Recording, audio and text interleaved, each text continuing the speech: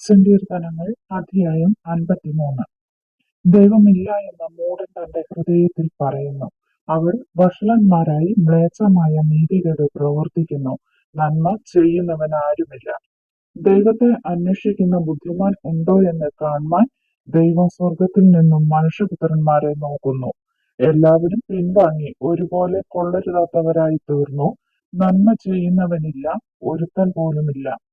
നീതികേട് പ്രവർത്തിക്കുന്നവർ അറിയുന്നില്ലയോ? അപ്പം തിന്നുന്നത് പോലെ അവർ എന്റെ ജനത്തെ തിന്നുകളയുന്നു.